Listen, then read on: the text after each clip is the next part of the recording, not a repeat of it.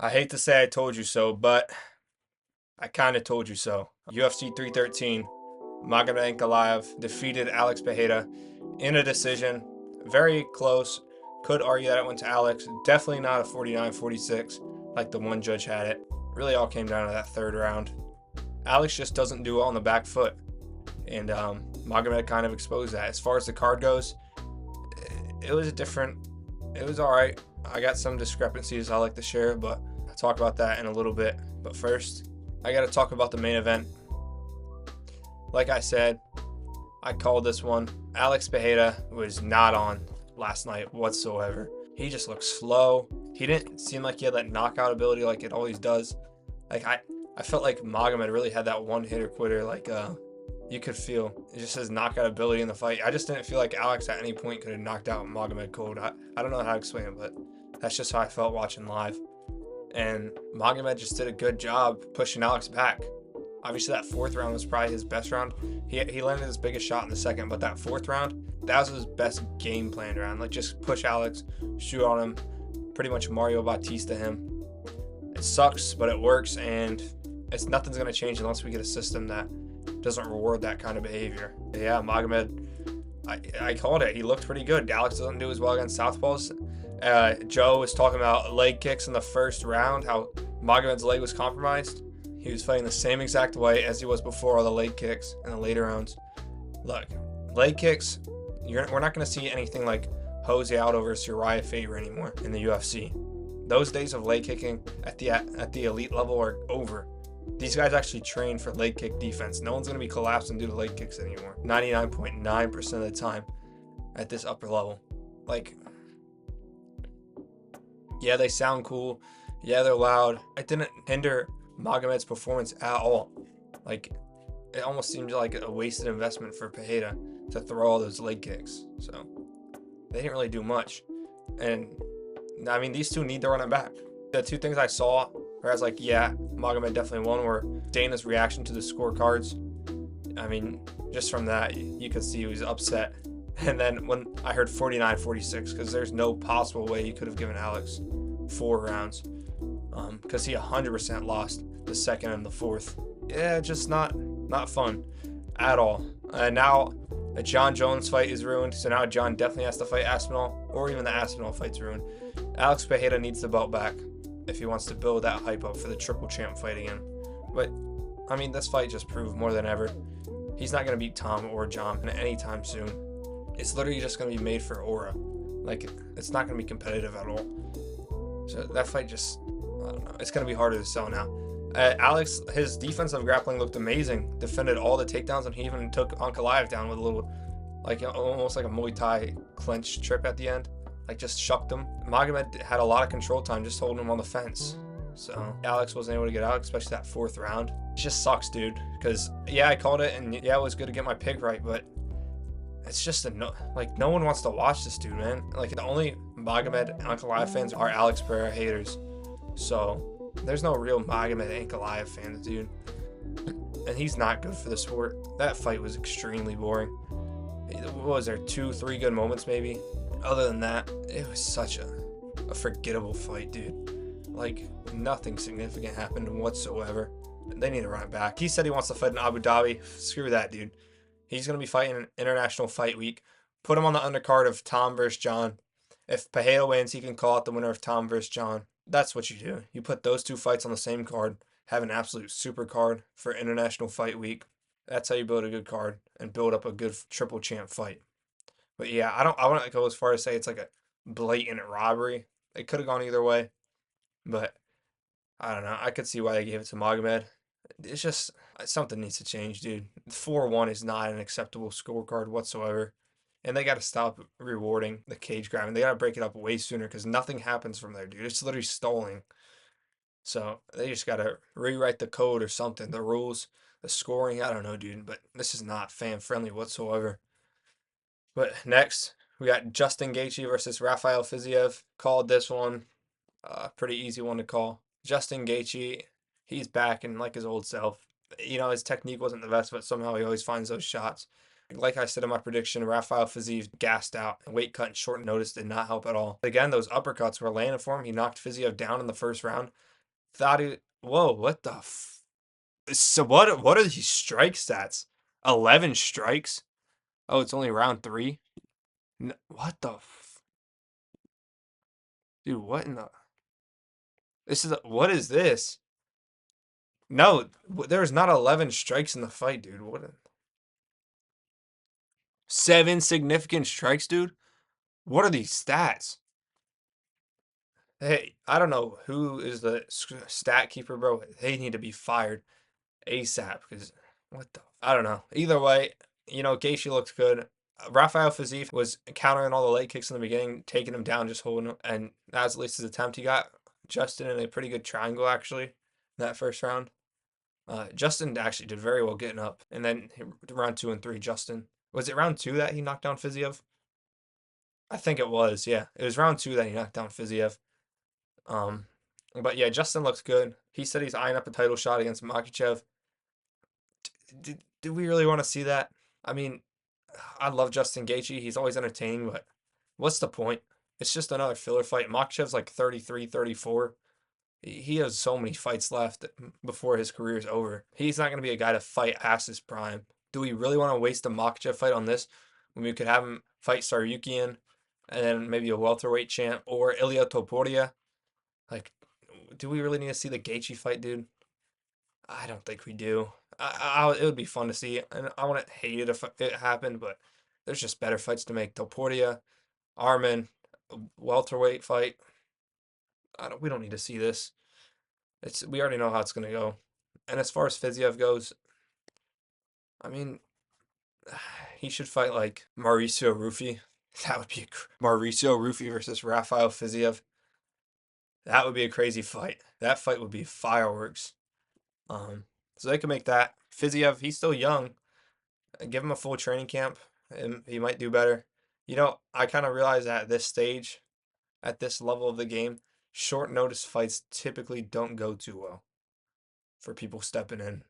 Maybe at the lower level they can, but at this elite level, bro, short notice is like setting you up for failure. It is a very good fight. Kind of upset there wasn't a finish, but either way, it's still a banger till the end.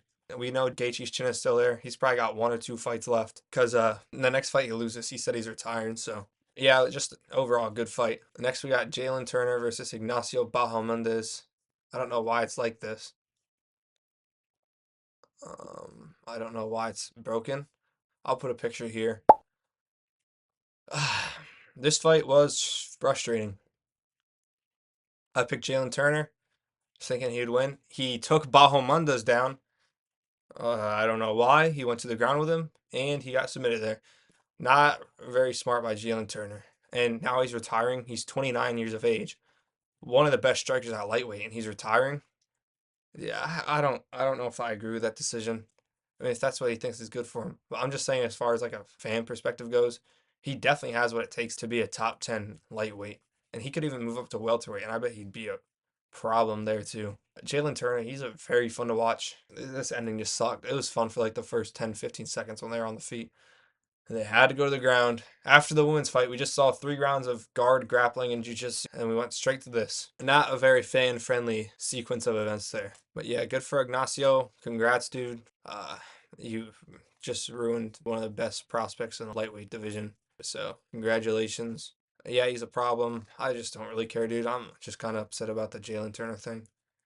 Because if he retires, dude, that'd be a shame. Either way, here we go. Dana, like, what are you thinking, dude? What are you thinking? Why would you not put Joshua Van and Ray Saruya on the main card over this? Like, dude, why? What's the point? I don't. It's like a DEI placement on the card, dude. It's not gonna be entertaining. Like, oh my God, bro. Who is building these pay-per-views? Like, what is the card order, bro? Like, I just saw Patricio Pitbull and Yair Rodriguez is now on the prelims at 314. That's going to be one of the best fights on the card, and you're putting it on the prelims, dude? These card placements make no sense.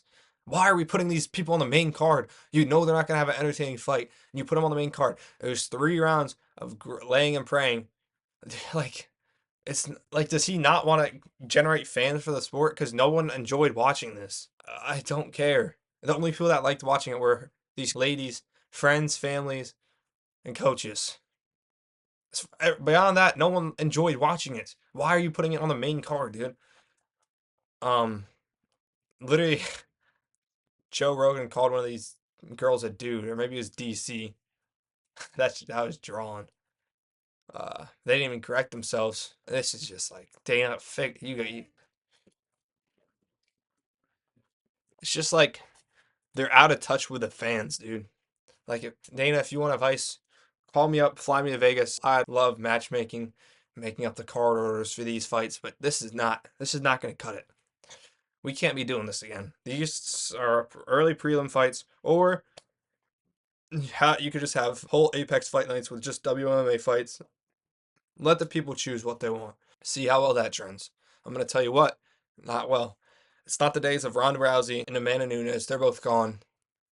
The only WMMA star right now is like what, Shevchenko, Harrison, Wei Lee. Like, dude, stop putting these things on the main card, dude. You're driving away fans, pay-per-view numbers. Stop trying to put up hype fight promos right before the fight like it's gonna be a slugfest. Like, dude, no one's believing that.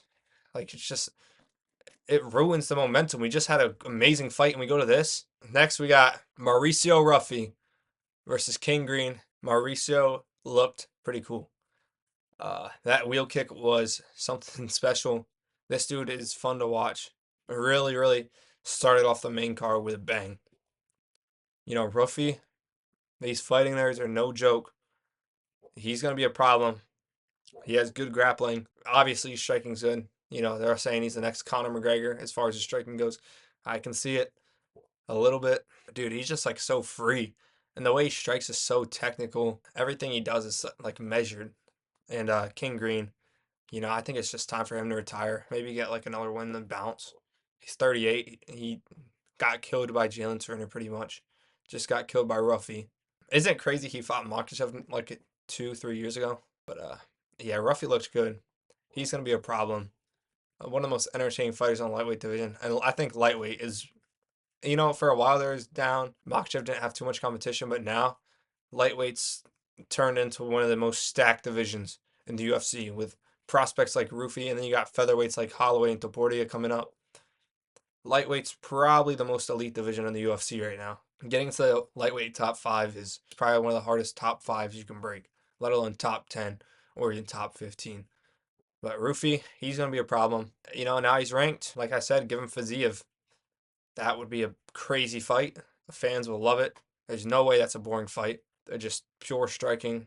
They're going to cancel each other's grappling out if one dares to try. Ruffy versus Fiziev is the fight to make. That's going to be something special. Again, 4 strikes. Who's keeping these stats? I don't know. Joshua Van, Ray Saruya. Amazing fight. I picked Joshua Van. I knew he would win. Just a better fighter than Ray Saruya. Had amazing defensive grappling. Again, total strikes. What are we talking about? 11 for Van? No, not true at all. Van was just able to hurt Ray Saruya on the feet. His striking so crisp and his grappling looked amazing. His hips were really good when it came to sprawling. Joshua Van, who do you give him? I think you could give him the loser of Steve Erceg and Brandon Moreno. The flyweight division's so shallow. At this point, we need new prospects. So I say start pushing Joshua Van. He has what it takes to be the elite level in this division. Ray Saruya, he's very young. Still got time to grow. It is what it is. That's just how the fight game goes. Next, Bruno Ferreira, Armin Petrosian. Anything to note in this fight? Armin Petrosian got a point deducted for nut kicks. I picked him because he's a better striker, which he was, but Ferreira has a grappling advantage. He was able to lock that up. Good on him. Congratulations, Bruno Ferreira. Alex Morono versus Carlos Leal. I knew Carlos would win. Alex Morono, he's not even washed. He's only like 33, 34, but he's just so slow, dude. It was like he was fed to the wolves in this fight. And Leal just looked great. He got robbed against Renat Fakhretdinov in his first fight. He was able to right his wrong, and now people are saying he's 2-0 in the UFC, so good on him. He looked phenomenal. Somehow these strikes are correct and the Gaethje fight strikes aren't. I don't know who's keeping these, but yeah, good fight. Very entertaining. This is what we need more of. Put this on the main card instead of Lashman, Luchendo, and sure, Lemos. Like, dude, what is that card placement? Franklin Marshall versus Santos may be the robbery of the century. Franklin Marshall should have won that. I don't know what the judges were scoring. It wasn't this fight. Franklin Marshall looked amazing. He got absolutely robbed. I picked Francis Marshall. I've been calling him Franklin, my fault. I picked Francis Marshall.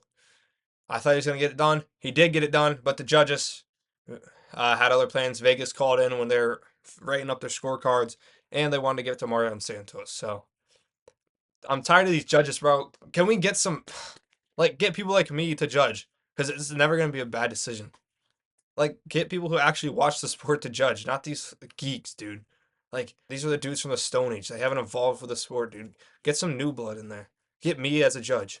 Like, I'm tired of these horrible scorecards. 4-1 on Goliath, 29-28 Marion Santos. Two of them? Come on, dude. Cut me a break. That's pathetic. Saul D'Amato, Chris Bell, Derek Cleary. All these dudes can kick rocks. I'm tired of their scorecards. They all suck. Ozzy Diaz versus Jordan Santos. I picked Diaz. It was a banger fight. Honestly, almost fight of the night.